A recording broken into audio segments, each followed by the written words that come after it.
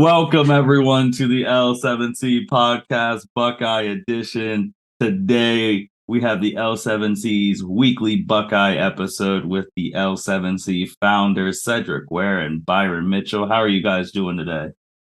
I'm doing good today. Today was a easy day at work, so I'm good.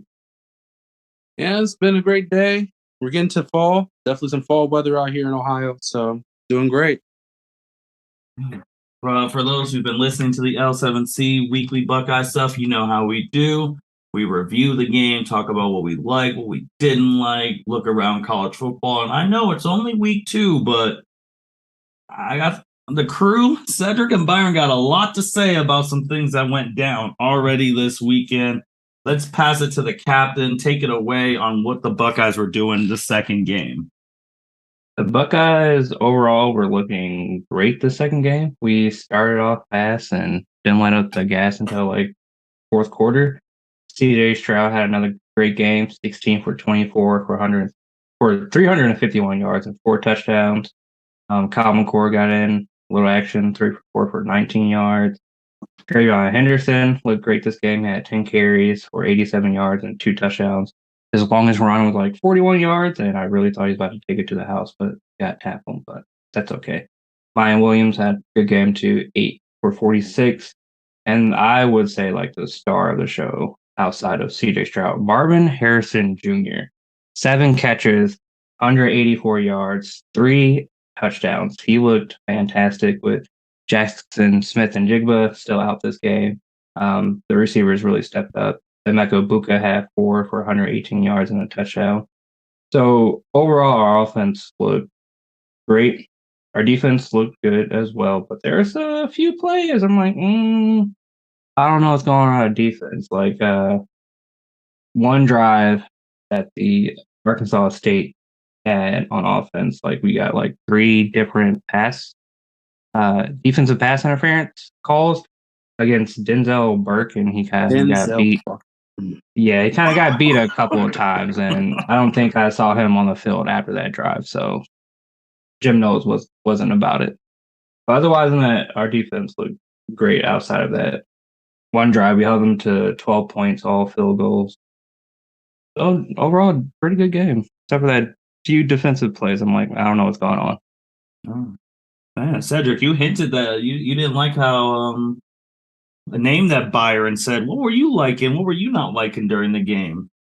Well, I'll just hit off initially. Like, I like Denzel Burke. I like the new defense. I think it's very aggressive. I like that. I mean, we've always had talent on this team, so I love the fact that we are encouraging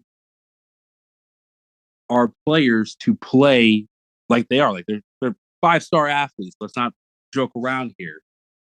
Faster, stronger, better, essentially, is a mentality when you think about these Power 5 football conferences and teams. My issue is you got to play smart. And that whole drive in that series that Byron was talking about, where Arkansas State was getting down the field and Fleming was eating us up. Yeah, he was cooking. He was cooking. And honestly, he's not the tallest guy. I believe he's under 6 foot, if I remember the announcers mentioning. But he's fast. And it was a highlight between him and then the rushing quarterback they sometimes swap in. But and it wasn't even like these were like amazing throws or very difficult plays or amazing route running. It was really just stupid defensive coverage. Like very simple things. Like, especially for the one that was in the end zone, it's like you didn't even look back, like at all. Like not one bit. You just try to cover him, but you don't even know where the ball's coming. That's super simple. That's the one thing that you hear every announcer say, like, well, when you don't look back, they're throwing that pass interference flag, guaranteed. And then you get like a holding type of situation. It's like, dude, what are you doing? Like, and for someone, I'm glad he doesn't talk as much, because I would say, like, dude, you're acting like Sean Wade out here talking all this shit, but you can't cover shit. Like, he played great. I think after the first, I think he got 3. No, I know he got 2 really, really close. I don't know if they were back to back really close. And then it was fine for a minute. I know he had one stop afterwards, so it seemed like he got it together. But that was just one of the things. Marvin Harrison Jr., man, love this stepping up. Dude was out there eating too. Like, I think it was a 42-yard pass for a second touchdown, just big bombs, big catches. Honestly, great game. I wish defense would have held off a couple more field goals, but can't be upset. Often showed out. Oh, and Cedric, you are right. Fleming is not 6 foot. He is 5'5". Yeah, like 142 pounds. Yeah, like this. Like, I'm sorry, but like I know Denzel Burke. Predominantly, most cornerbacks aren't like the tallest people, but my guy, like, what are we doing out here? Like, this isn't like someone out here who's gonna dunk on you. You need to like jump up just to cover them. Yeah, I mean, Fleming had 10 catches, 105. He also led them in carries too. Like, Blackman only had 188 passing yards, and 105 of them were to Fleming. Like, Denzel Burke, you're 6'1", my guy. It was something. You guys already gave the analysis what good, what bad. Obviously, I got to throw it in here. We did say we were not going to cover 44 points. I don't know who the hell thought that was about to happen, but 44 points, I get we were favored, but 44, if you bet on that, I'm sorry. That wasn't the move for you. Honestly, if you bet these last 2 weeks, I don't know what college football you've been watching. Yeah, that ain't it, man. But I want to get your opinion. I want to get your guys' opinions on this because I'm the one on when we do these Buckeye things who bring up Buckeye fans bitching about stuff. I heard fans were mad that like the defense didn't force any turnovers or they let them get 12 points and they weren't happy with the blowout win. Like, how are you guys feeling about that? I'm okay with holding them to 12 points. That to me is a great effort because last year, who knows how many points they would have scored against us, but 12 points against a team that scored like 55 points their last game, I think is really good. I would like to see more turnovers. We haven't forced I'm not mad so far. Yeah, we haven't forced one yet so far, but I'm not mad because we've been playing great defensively. And we have not given up. We have had no interceptions or fumbles so far in the 2 games. Mm-hmm. Cedric, what do you think about these Buckeye fans, man, not being content with winning by over 20-some points? I mean, it's the first 2 weeks of college football. Like, it's all right. We haven't gotten any turnovers. Granted, we haven't seen any. If you ask me, I think the 2 offenses we played have been pretty decent as far as ball security. You don't see too many like horribly out like bad passes. Granted, I will hear the caveat because I feel like people watched that Notre Dame game and felt like, well, if he's throwing these picks now, where were we? Well, what were we doing? I will say that their quarterback got knocked out, and he's out for the year, actually, their starting quarterback. Oh, dang. Yeah, he's out for the year. But you also got to remember, like, the coaches in the preparation that we played, like, we were the matchup for Notre Dame. Mm-hmm. Like, the best matchup Notre Dame could probably ask for because you have 2 former Buckeyes in that coaching staff who know how the offense in Ohio State's program is ran. So as far as familiarity, you know what you're going to be looking at. You know what you need to do. Where it comes to other teams, it's like, well, we got to figure out. I think this is what will be successful. Granted, that's no excuse to losing to Marshall, but that is what it is.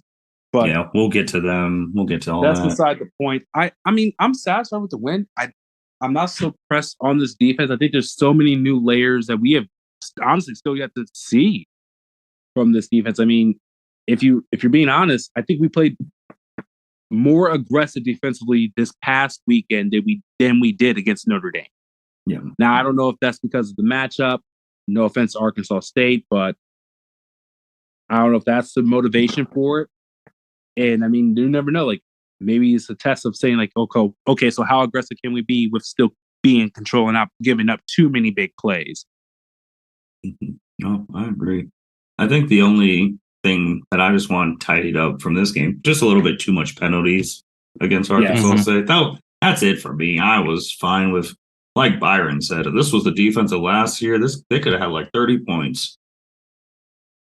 So, and also with Ohio State offensively, we're not even at full power yet. We have Jackson Smith and Jigba and our Fleming coming back this week. So we're not even at full strength. Yeah, and then with our defense, I think on the broadcast, I think I heard them say like we were only at like 80% of Jim Knowles' playbook. So there's still a lot of stuff we haven't even seen defensively yet. So we'll see. Relax. Yeah. So we're gonna preview Ohio State's next game before we really go into the craziness that happened. So Ohio State, we're playing Toledo. It's gonna be on Fox, 7 p.m. night game. This game, we are around where did I just see it? 33 to 35 point favorite. Yeah, 32. So, okay. But like we said, we get Jackson Smith and Jigba back. We're going to get Fleming back. And this is the last tune-up till Big Ten play. What are you guys expecting out of the Buckeyes going against Toledo, who is also 2-0? I think the thing, when I was looking at this earlier, I think the thing I just want our defense to look out is to have a mobile quarterback. I think the last game he had like over like 100 rushing yards, I think. Let me check. So he's leading the team in passing and rushing. Yeah.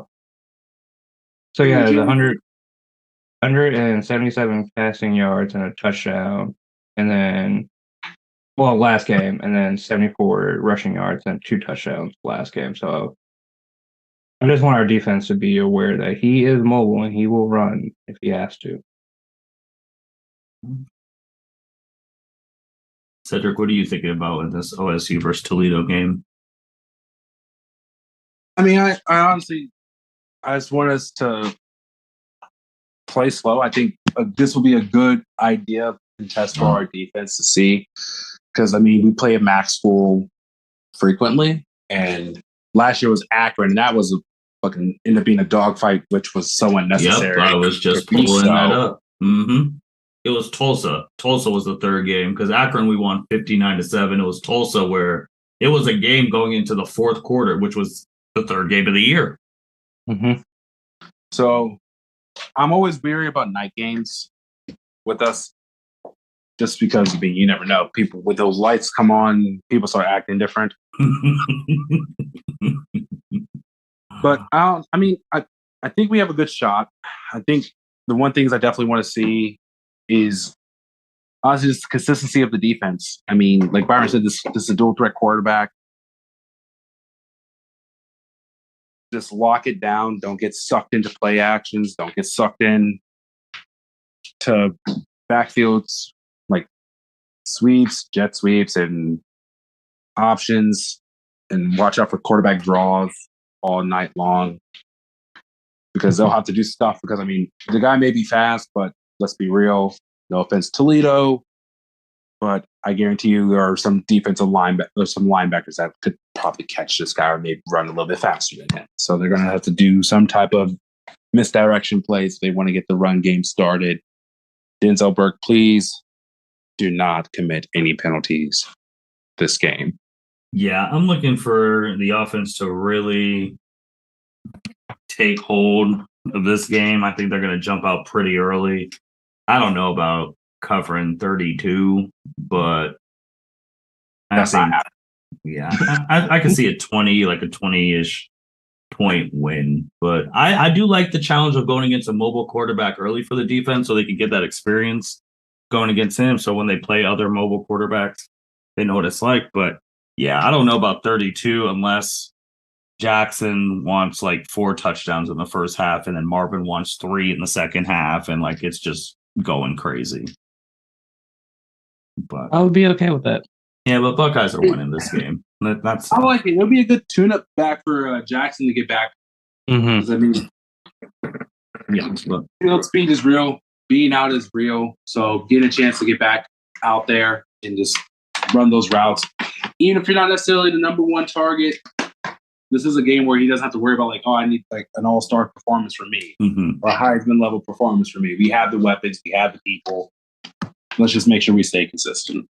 Yeah, and then even you brought up night games too, which 3 of our first 4 games are night games. Notre Dame was a night game. This is a night game. It was just announced yesterday that Wisconsin is going to be a night game on ABC the next weekend. So ABC is trying to get as much, Buckeye exposure as possible before that Big Ten contract ends. I mean, I just for ABC just blame ESPN for not, wanting that like $7 billion deal, which is still wild to me. But let's go around college football. Where do we want to start, guys? The upset that should have happened, or the 3 upsets that did happen? And 3 upsets that did. Because if we do an upset that should have happened. That's true. So we want to save them for last? Yeah, let's save them for last. Okay. All right. So if you were living, not paying attention to college football this weekend, you would realize that the Sunbelt Conference made history. 3 huge upsets. So I don't even know where we want to start with this, but Sunbelt, Marshall defeated Notre Dame, defeated Texas.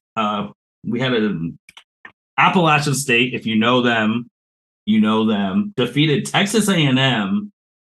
You had, man, who the hell was that? Who defeated Nebraska, who got Scott Frost kicked out. I'm trying to find them. Was it Georgia Southern? I feel like it might have been Georgia Southern. I was just trying to look at this picture and it was just like, ooh. Yep, Georgia Southern beat Nebraska, who was like a 30 million point favorite. And the Louisiana Raging Cajuns have the longest winning streak in the nation right now. So, first off, Notre Dame, they just played us. And I credit this to the good old letdown trap game. Like you had, like Cedric said, we were their biggest game of the schedule. So then they were super up for that. And then you have that letdown of losing, and you're like, oh, we could just come in here and beat Marshall. No, you can't. No, you can't. People are getting too good now. They lose 26-21. They completely drop out of the rankings. I think the biggest one was freaking Texas A&M, because Texas A&M, Jimbo Fisher was yapping that yap all summer. He's basically said to Saban, it's on site when they play each other in October, and then you lose to Appalachian State at home. Bro, you were right. Jimbo Fisher was talking about. He said Basically said it's on site. Right. He said we ain't friends no more. And then to lose to Appalachian State. Granted to Appalachian State, because I think they're 2-0, right? No, they're 1-1. They lost that very close 66, like 63 game. To North Carolina, where we were just talking about them last week when they scored 40 points in the fourth. Yep. Mm-hmm. Yep. 40 straight. 40 straight. 40 straight up in the fourth quarter. Appalachian plays really hard against like big teams. Well, we know what they did to Michigan. Yep. Just about to say that. We know what they did to Michigan. You know what's crazy? This is the problem. And I know because we're in Big Ten country, but we don't really harp on this bias unless there's fact. Texas A&M, I don't even have to look. They're a 30-something point favorite. They lose to Appalachian State at home. They're still in the top 25. Yeah, I think they dropped like 21 spots. They should be out of the top 25. They should. You know why they're still there. I know, because they got to have Texas A&M ranked when they play Bama in October. I know. But Texas A&M plays Miami this weekend. At Miami, too. Saban needs that blanket, that security blanket, just in case. But no, it's a home game against Miami, so hopefully they won't lose that. It's a night game. They suck. They're trash. But Notre Dame completely dropped out. But I'm like, y'all both just lost to unranked people. And how did Texas A&M get to stay in? And they were only 2 spots difference, and Notre Dame got bounced. And Oregon, y'all shouldn't be in the top 25. Y'all got smoked. Did they just lose to? No, they remember they lost that first game to Georgia. Right, to Georgia, yep. And then they played some JUCO JV team. Man. No, those were the big upsets. You also had more upsets too. Remember how last week we were just talking about Florida, how they went from like unranked to the top of the top. They lose to Kentucky, so then Florida drops back down to 18, and Kentucky goes from 20th to 9th. So let me just read. Well, let me read this top 10. And Georgia's number 1. We're going to tell you how Georgia got to number 1. Alabama 2, OSU 3, Michigan 4, Clemson 5, Oklahoma 6, USC 7, Oklahoma State 8, Kentucky 9, Arkansas 10. SEC powered. So 1, 2, 4 teams in the SEC currently in the top 10. And if you counted like in the future, Oklahoma would count for them as well. And then you have Michigan State 11, BYU 12, Miami, Florida 13, Utah 14, Tennessee 15, and then so on and so forth. So Georgia, who we know, I got a long history with them, number 1 team in the nation right now, and rightfully so, because there was a game of the week, 12 o'clock, Fox, Joe Klatt and Jus Gonson. Alabama rode into Texas. First things first, I haven't seen Texas that pumped for a game that wasn't Oklahoma in a long time. Like, the town was rocking, and I don't even know who we want to. Cedric, you want to take this one? Man, all I know is Nick Saban, you ain't slick, bruh. I see how you operate when you be coming close to losing. You got to pay these refs, start paying the coaches. I'll play this. Kudos to Texas. This was a hard-fought game. Honestly, I'll keep it 100 real quick. If Brandon Ewers didn't go down in that first quarter, they win. Texas wins that game. And I think they win that game, honestly, by double digits. Yeah. If Mullet doesn't go down, you're right. They win that game. Like, that meant, like, both teams were driving up the field. I know Alabama had a really big rush. I think it's like 82 yards on their second drive to get 14. And then it wasn't even like Ewers struggled. Like, he was eating their defense up. And then Texas's defense stepped up, started getting stops, but Ewers was out. I mean, Card played a great game for coming in as a backup, like keeping the momentum, not giving too many turnovers or anything like that, not giving up too many plays. I think his downfall was honestly he got hurt. And he was playing hurt because, I mean, you ain't going to bring the third string in against Alabama. And so even playing hurt, he played a good game. Alabama's extremely fortunate. Nick Saban, I don't know why God loves you so much. I don't know if it's God. Yeah. Yeah. Because, I mean, you brought up the refs. Let's just bring up the call. The one that made everyone's like, yeah, he's paying people. And that was a safety. Yes. So third quarter, Heisman Trophy winner, Bryce Young they're deep in their own territory at the 1. First, he gets sacked for a safety. It gets called a safety. Then you see a flag come out trying to say that it was roughing the passer and targeting, which when you watch it, he was tumbling. No one hit him. Like, he just got pushed. No one hit him in the head. That was just a terrible call in itself. So then it gets reversed, but it gets reversed to an incomplete. That made no sense. Why did you not give them their safety? He didn't incomplete it. It was a safety. Like, that literally cost them the game, because if everything stays the same, Texas wins by 1 point. Yeah. Well, not even that, but I don't even know if he has enough time to go drive down the field like he did at the end to kick that field for them to kick the game-winning field goal. Yeah. I don't think he has enough time because Texas gets the ball right back. They get another series going. Yeah. Like, that literally took points off Texas's thing, which I sat there and I was like, can someone explain how we went from safety to like, I was like, I get it, but that was no targeting. Like, that was like Cedric said, that's a ref making a call. And then you guys incomplete, so you don't even want to give Texas the points? Yeah, that was some poor shit. Because I think either it was Joe Klatt or Gus Johnson said, "Oh, we heard that like the ref called it called the targeting wrong. I'm like, what? Like, it wasn't even targeting. And again, I think it was more of one of those situations, honestly, where the ref saw what looked like a sack. Like, because I mean, unless you look at the replay, you get close enough, you don't know that Bryce Young's laying on top of another guy, like on top of the defender. And that's the reason why he's still trying to throw the ball, because he's trying to get rid of it to avoid taking a sack and getting the safety. The defender sees like, oh, he's trying to throw the ball. Well, let me try to block that pass because I don't know who the fuck's behind me. I'm trying to have this ball go out of bounds here and get the safety. Yeah, that was bad. So that's the reason why he's like jumping on him, and you see him like putting his arms. I was like, no, like he's not trying to like hit him. He's down. He's trying to get that ball. Mm-hmm. And then you get to the fourth. Go ahead, Cedric. Keep going. I'm sorry. But it's like he didn't even get the ball out of the end zone. No, he didn't. So like, what are we really even talking about? The ball went up to the side. He did. So that's a safety. Like, I'm sorry, like that's a safety. Like, that's a whole 2 points. They lost the game by 1 point.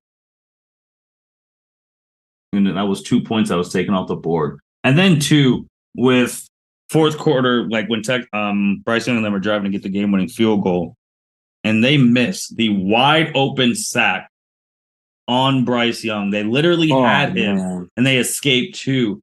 And then I just remember, former Buckeyes. Like, that's why he's former. Because Noah said we ain't having that over here no more. As soon as I heard there was a former Buckeye, the first thing I said was like, "Oh, that's that Kerry Coombs way of tackling." I mean, as soon he missed, that was gonna be the type of hit you see on YouTube, and he missed. I was like, how do you let that happen? I don't know how. Granted, I also don't know how tall, like in that moment, you think you need to be if you're going that high to avoid him from being able to still throw the ball and get rid of it. But my dog, at that point in time, your goal is honestly, if you ain't hitting him and blowing up, you're making him move or do something, because he ducked you like that. It was a missed tackle, but it was one hell of a duck by Bryce Young. Like, and you know who you're trying to tackle. Like, don't get it twisted. Like, this dude won a Heisman Trophy for a reason. He mobile. He moves. So like, if you know that that's who you're trying to sack, you're going down there. It's really just you and him one-on-one. Ain't nobody else breaking anything. No one else is around you. You can't group sack this dude. You gotta make that tackle. It's interesting too how the narrative. Some people are like, man, look at Alabama gutting out a win, Bryce Young putting up like a Heisman moment, and then everyone's like, y'all were like a 21 point favorite, and you should have lost to the backup quarterback of Texas, not even the starter. And they only objectively, they should not be ranked above us, because we beat the top 5 team at that point in time by double digits, and we dropped. Alabama beat a team, they were a 21 point favorite against the backup quarterback, which they should have lost. They only dropped 1 spot. That makes no sense. I mean, if we're saying consistently, because Georgia jumped up. Well, Georgia, yeah, well, from the first week, like right, like we beat a top 5 team by double digits. Still, they beat a top 11 team by $1 billion, and then we lose. Like we whoop on Arkansas State. Alabama wins by 1. Yep, we both should have jumped them. Because Georgia did. They're currently number 1. Alabama 2, OSU 3. Which OSU only got 1 first place vote, and Alabama got 9, and Georgia got 53. I don't understand how Bama got 9 first place votes. I just know if that was Ohio State, we'd be ranked below Michigan right now. Oh, for sure. For sure. Shit, the headline would have been Ohio State struggles against Texas. On the road. If a backup quarterback takes Ohio State to the brink, everyone else is like, man, Alabama shows some grit. That's that championship mentality. I was like, what is their backup quarterback? I'm going to say this, and I'll probably take it back later as the season goes, but I really don't give a damn. They really shouldn't be top 5 right now. Bama? Like, I'm sorry. Yes, you win 1 point by unranked team. Backup quarterback. I think it's fair to say, objectively, if Brandon Yours is healthy, you guys lose by double-digit points. Mm-hmm. Where we just saw Notre Dame get bounced from the top 25, losing to Marshall. Mm-hmm. We see Florida dropping, like teams that from out of 25 are jumping in the middle of the top 25 just by beating a team. It's like you barely won. You should be out of the top 5. Like, I'm sorry, that wasn't a top 5 performance. Mm-mm. Yeah, I agree. I agree too. I agree, but we'll see. Alabama plays. Who do they play this week? JUCO team, probably. I was going to say Mercer. I'm trying to actually look because it's I love Mercer. Game count. Oh, UL Monroe? Yeah. Yeah, Monroe University of Warhawks. Louisiana. They are a 50-point favorite. Well, let's pray they cover.